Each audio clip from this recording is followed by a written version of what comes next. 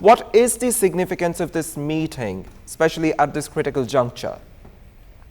Ali, this meeting carries a huge significance in terms of geopolitics, geostrategy, and evolving global landscape that is taking place rapidly, and we can see how fast the regional geopolitics and the geopolitics is actually shifting.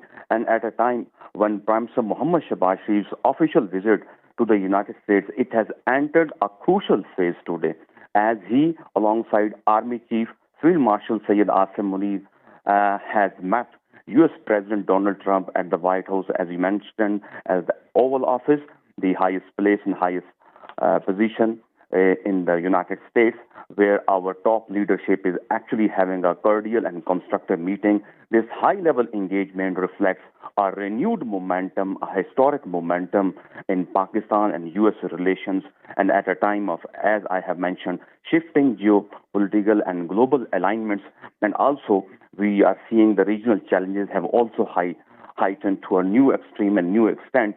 And earlier, as Prime Minister Mohammad Shehbaz Sharif arrived at the White House, he was accorded a red carpet welcome upon his arrival at Andrew Air Base, an honor that underscored the importance that has been attached to the visit by the U.S. administration.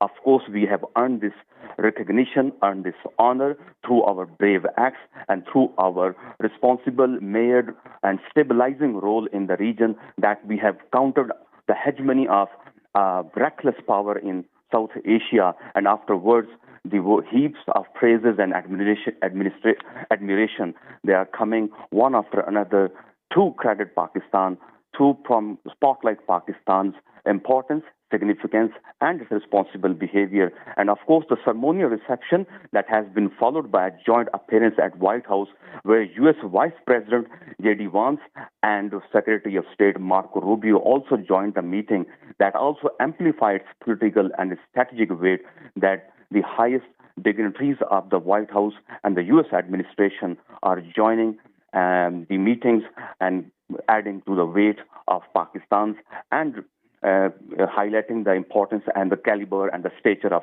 Pakistani leadership.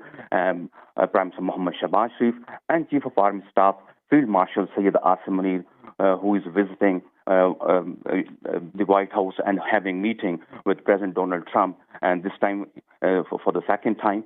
And also, the presence of Field Marshal Syed Asim Munir alongside Prime Minister Mohammad Shehbaz Sharif as highly significant. It symbolizes Pakistan's unified civil and military approach, and this cohesion also highlights the gravity of the discussions, which are expected to span counter-terrorism operation, regional stability, strategic security, Afghanistan's evolving situation, the Middle East crisis, and the avenues for strengthening Pakistan and U.S. economic engagement.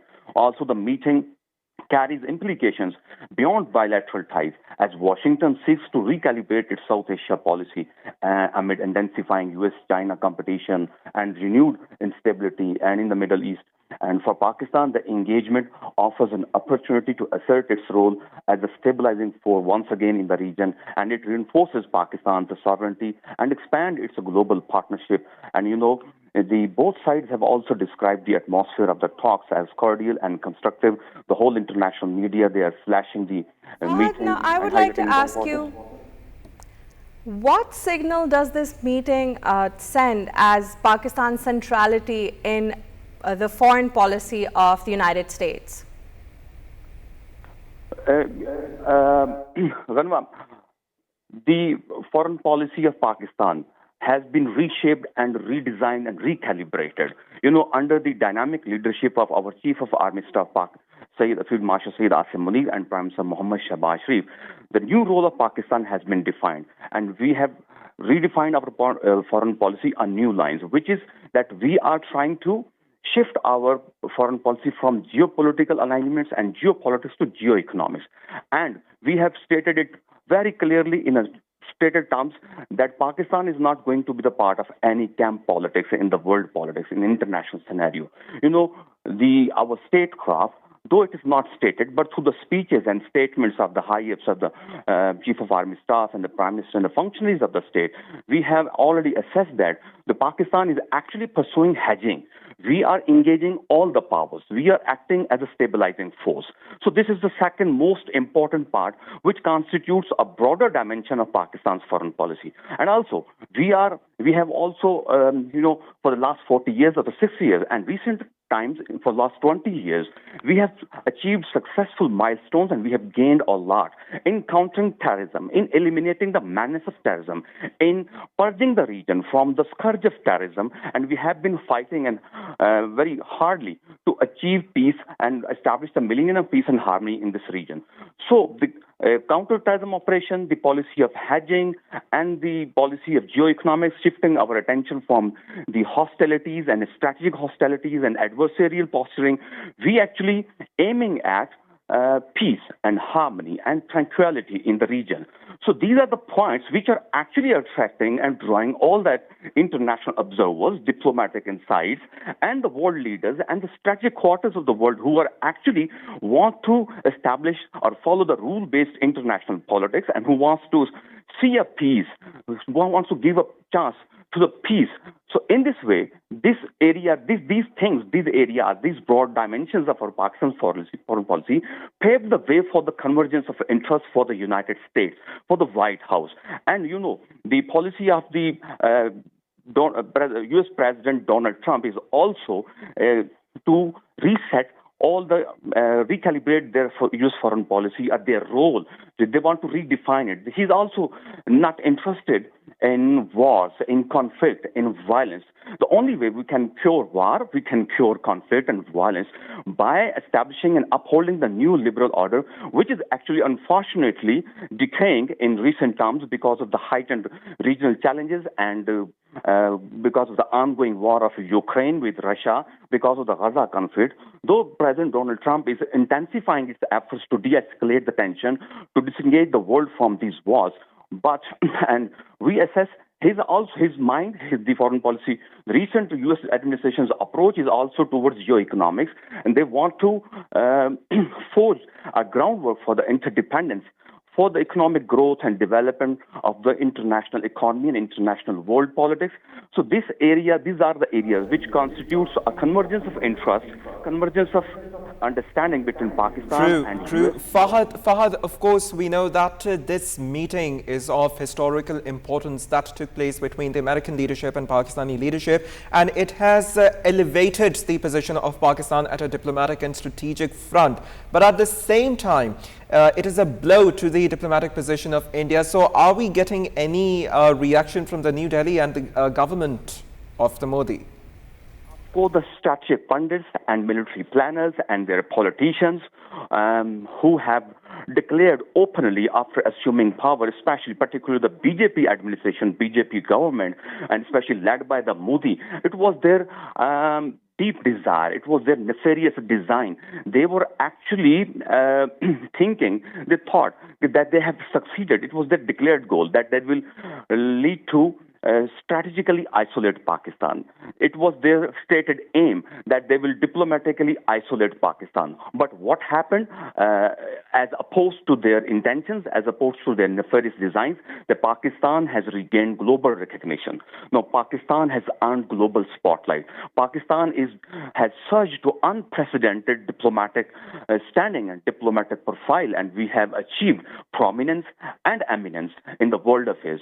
All the world leaders are now, they are desirous that they should meet, they should enjoy a moment of interaction with the Prime Minister Mohammad Shehbaz-FM and Field Marshal Syed Asim. So in this way, it is a huge setback, it's a huge, you can say, humiliation or the failure of the BJP administration, their strategy, their policy, and it's a massive failure and diplomatic failure of Indian administration and Indian government, that all designs now have been laid bare and exposed. They have emerged as a reckless power. They have emerged as a hyper power. They have emerged as a responsible power. No, as a response to the Pakistan's measured and recalibrated behavior, our diplomatic positioning, they have to actually reset their foreign policy. No, when they were actually claiming that they were competing with China, now they are begging to reset their relationship with China because of the effective, successful, and impactful foreign policy of Pakistan. So India is now on the back burner, on the back foot. They are losing on every ground. Their diplomatic profile has been reduced, and their diplomatic standing has been undercut by successful diplomacy of Pakistan and by successful and responsible behavior of Prime Minister Mohammad Shehbaz Sharif and Chief of Army Staff Field Marshal Syed Asim Munir, who are running and steering the statecraft of Pakistan, steering Pakistan and navigating Pakistan's destiny in the international politics.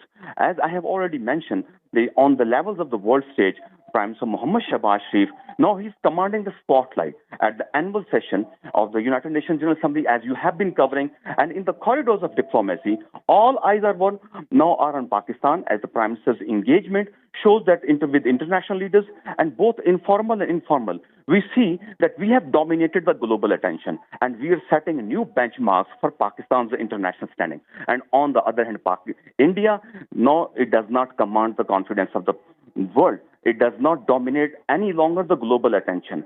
And no, it is actually on the receding side, on the losing side. And it shows those who are responsible. Fahad, so we have seen that Pakistan has chosen peace. Always, like in our foreign policy, we saw this in Bunyana-Marsus, we saw with how we dealt with the enemy.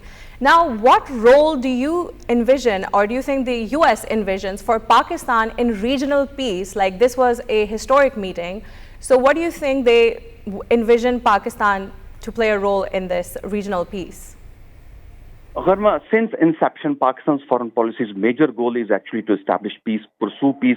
It was actually stated by our founding father, Quaid-e-Azam Muhammad Ali Jinnah, that Pakistan has emerged on the stage of the world, on the map of the world, as a peaceful country, and we want to forge and have peaceful relationship with all the countries of the world, and particularly in South Asia with even our neighboring country, India. But unfortunately, things went another way and went awry. But currently speaking, in the recent times, again, Pakistan is reiterating its intent to establish peace. And also Pakistan warns and cautions that our intent for peace and harmony should not be taken and considered as a weakness. But talking about the Central Asia, as a matter of luck or geostrategic location, that we are positioned at a place where we connect Central Asia, South Asia, Middle East, and Far East Asia. We are actually the gateway to the Asia. We are actually the linchpin of the machine that is now switching from the balance of power from the west to the rest, from the Europe to the Asia mainland and the Eurasian mainland.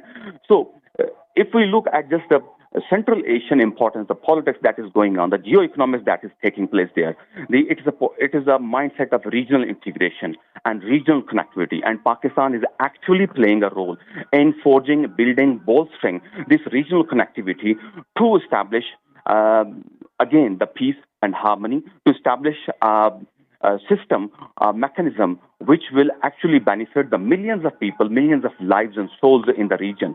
So we are actually partnering all those efforts which could materialize peace, which could materialize the better life and the vision of the build back better world. We are actually the participation in the CPEC, China-Pakistan Economic Corridor, under the Grand BRI. So in this way, regional connectivity, mining, especially critical minerals and reserves, all these things. The region is strategically and economically and geostrategically, where it is geostrategically and geopolitically important, it is equally important in terms of geoeconomics, economics, developments, and particularly speaking about the critical minerals and the wealth of hydrocarbons. These are the areas of interest for the major powers, including that is being led by the United States, President Donald Trump. So meeting between the Prime Minister Mohammad Shehbaz Sharif and Chief of Army Staff Field Marshal Syed Asim Munir, where it highlights the united front of civilian military leadership of Pakistan. Equally, it highlights the success of politics and success of military strategy. In terms of military strategy, we are actually reassuring the United States that Pakistan is actually achieving counterterrorism. So military side and dimension, it highlighting the successes of counter-terrorism operations. And on the politics side, we are actually showing the responsible statecraft that is being done and conducted by Pakistan. Thank you so much. Thank you so much for the updates regarding this important meeting.